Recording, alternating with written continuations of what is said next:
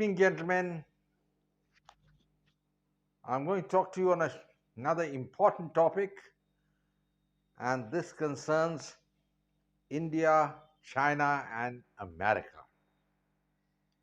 Now, the news which has come from America is not all that exciting for America, but for us, that is for the Indians, it is.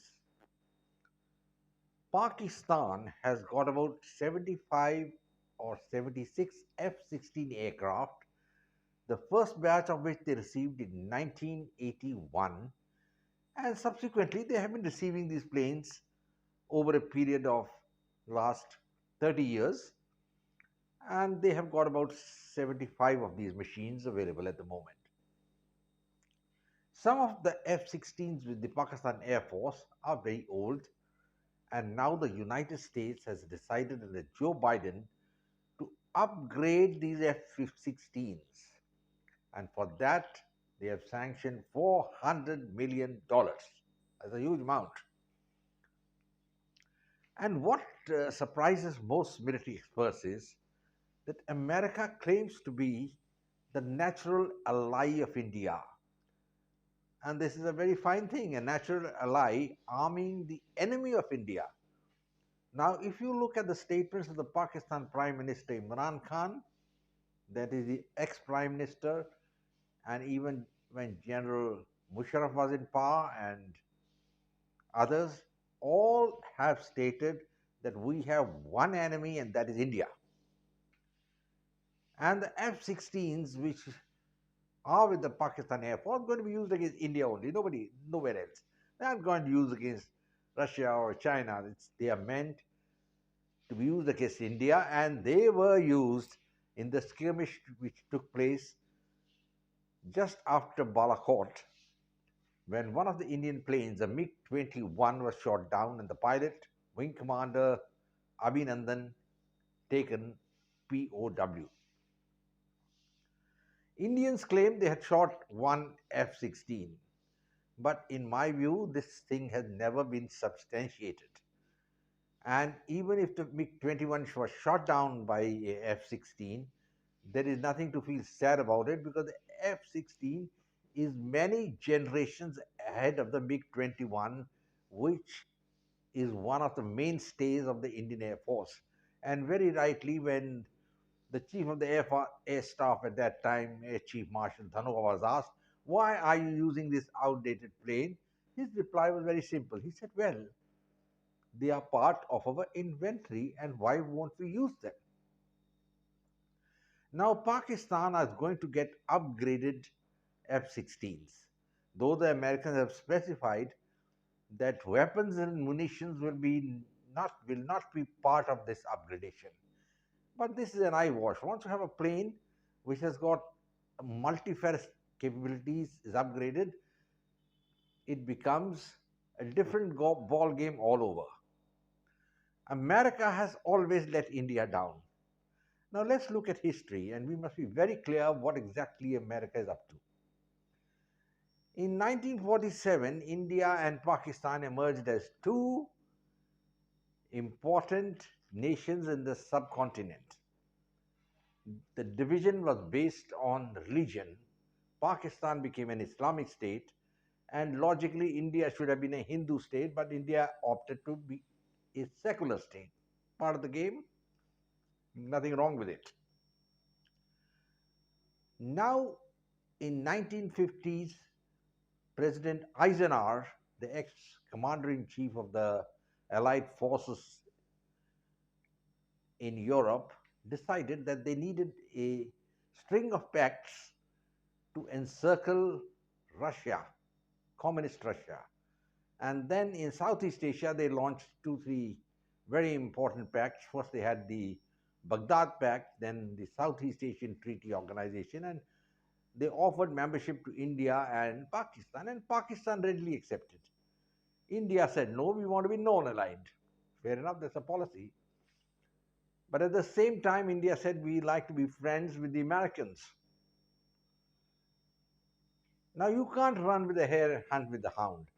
The Americans have a policy, are you with us or you're against us? There's nothing like any halfway measures. The Baghdad Pact collapsed like a pack of cards. That was the time when the Iraqi regime was wiped out. The Prime Minister Nouri al Said was lynched. King Faisal and the family were shot dead in Baghdad, and the Baghdad Pact went into the Arabian Sea. Americans had another pact in line, and that was Central Asia Treaty Organization, and Pakistan continued to be a member of that. Now, both these pacts are defunct, but America has not forgotten its love for Pakistan, which was visible even in the 60s and the 65 war.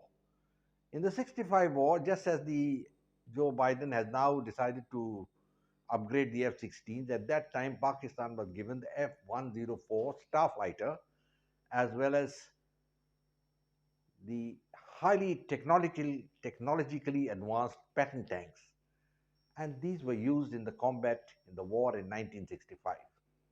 And there's nothing much the Indians could do. They made a protest here and there, but the Americans just brushed them aside. In the 71 war, again, the Americans were on the side of the Pakistanis.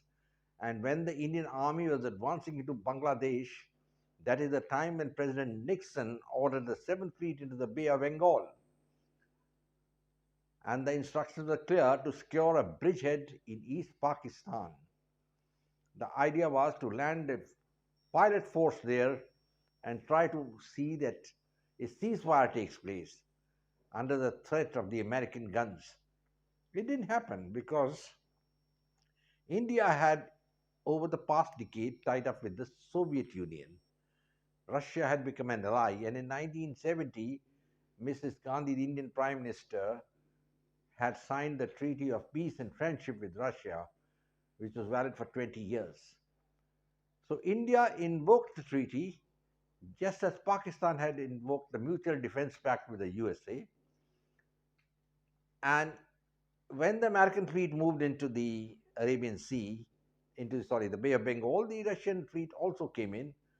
And there was one British aircraft carrier floating down in the Arabian Sea. When it saw a nuclear submarine of the Russians, it just evaporated, went away. So all these things clearly show us that America was never India's friend. It was not India's enemy also, I will not say that, but they were apathic to India. Their main focus was always Pakistan. At that time, India was trying to have an accommodation with China, and Russia was India's ally, and Russia stood by India many times on the Kashmir issue in the Security Council, which the resolutions there brought in by the Western powers at the instigation of Pakistan were vetoed by the Soviets. In 90, the Russian state started collapsing. In 92, it was all over, bother shouting, and the Americans became the unipolar world, in a unipolar world, the main power. Now, what happened after that? What happens? India had to change its policy, and they went about changing that policy. What did they do? They made overtures to the Americans. India was getting wary of the Chinese because over the period of years, the Indian state had not kept any proposal to keep a check on China or, for that matter, match China. Completely devoid of any strategic ambition, the General Staff itself is guilty of not having made any proposals to the government that China is a danger. And when India did wake up to the danger, I mean, that was the horses had bolted. And you can't get the horse back, you know. China has occupied the whole of Aksai Chin and is claiming vast areas of Arunachal Pradesh.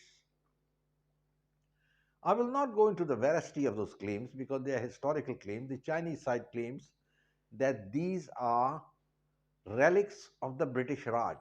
That is very true. But at the same time, for the last 100 years, these have been the settled borders with India and Tibet, so they have some sanctity, but the Chinese don't recognize it. And now China has become a superpower, much ahead of India, with an army 2.5 times size of India, and India is still where it was earlier, down. because even with the advent of Narendra Modi, there has been no perceptible strategic shift in India's policy. We're still treating Sri Lanka, Bangladesh with kid gloves, Nepal, while the Chinese are aggressive, and aggressiveness always has a plus point. After all, offense is one of the principles of war, and that is, I think, non existent as far as the Indian policy is concerned. Now, the situation is America needs India as an ally against China. They would like to be friends with India because China is putting a lot of pressure in the Eastern Pacific, and China could invade Taiwan once they have the amphibious capability which they don't have at the moment. That is the issue. At the same time, they are pretty belligerent as far as the northern border with India is concerned. But I don't think you can put the entire blame on the Chinese side because after India lost the gamble way back in the late 50s and kept on sleeping when the Chinese took over Aksai Chin and Tibet, at that time Chow and Lai came to India. He brought a package proposal. He had already at that time signed a border agreement with Burma before coming to India, where they had recognized the McMahon line as the border between Burma and China. Chow and Lai offered to the Indians. He was 1 week in Delhi and trying to sell the idea that the Indians accept the status quo. And what is that? Accept Aksai Chin as a part of China, and China will accept the McMahon line as the legitimate border between India and China. But hawks in the Nehru cabinet, who had who were devoid of any strategic sense, including the Prime Minister himself, did not accept the proposal.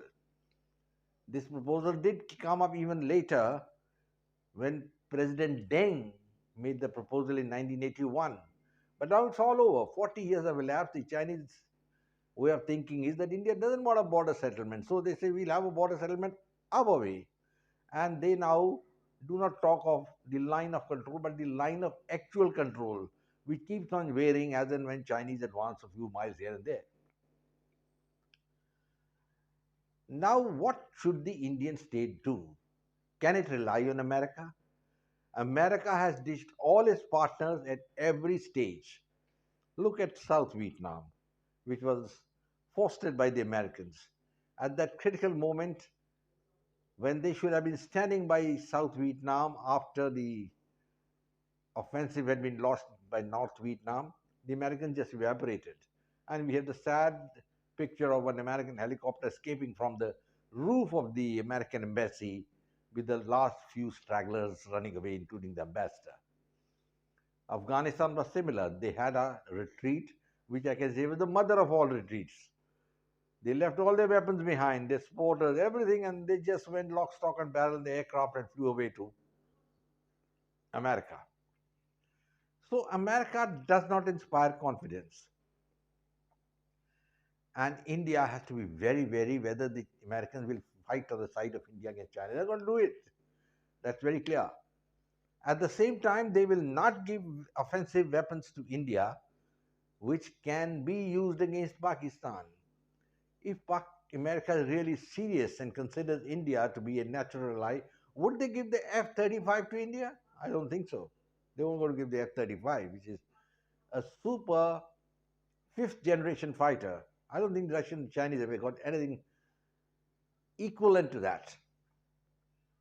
The balance of power in the subcontinent is against India now. China has an army of about 1 million men facing India. They have got robotic warfare, so many other activities.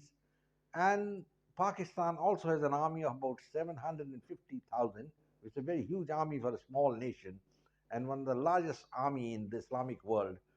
And they are being used by the Islamic world for so many things, like Saudi Arabia uses them to guard the holy places in Australia, in Arabia, and now Qatar is going to use the Pakistan army as guards for the World Cup, which is going to take place there, the football World Cup. So Pakistan army is formidable. There's no doubt about it. And the racial stock of the Pakistan army and Indian army is the same. But Indian army, unfortunately, guided by politics, has accepted certain proposals to downgrade the budget. With the result, we have got a very harebrained scheme like the Agnipath scheme being introduced, where 75% of the army will be conscripted. They'll serve for 4 years and go away. No country this happens. Chinese have about 30% conscripted soldiers, and we are going to have 75%. So you can well imagine what it is. Now, with this change of situation, a realization probably will come in the Indian government that you cannot trust the Americans.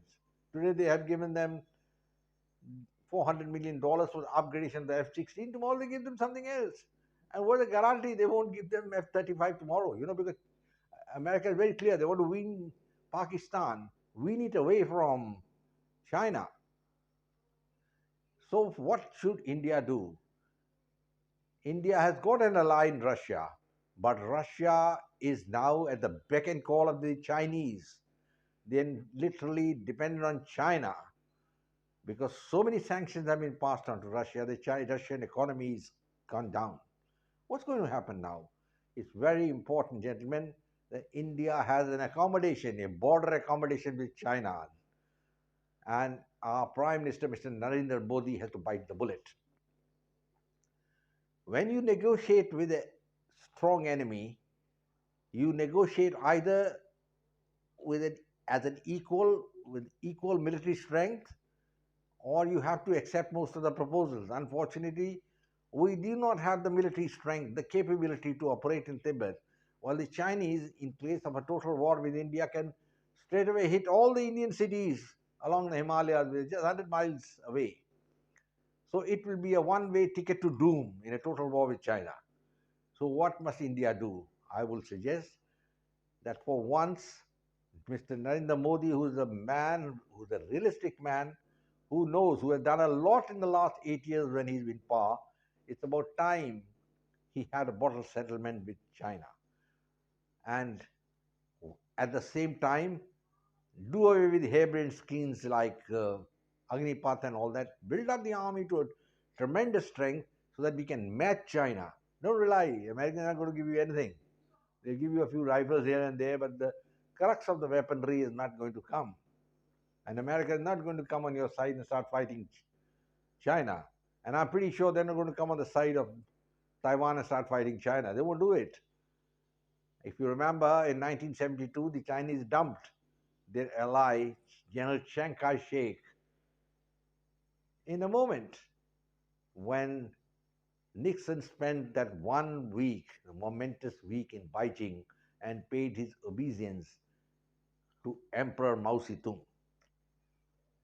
Poor Chiang Kai-shek, what happened to him? Chiang Kai-shek was nowhere. He died, and at the end of it.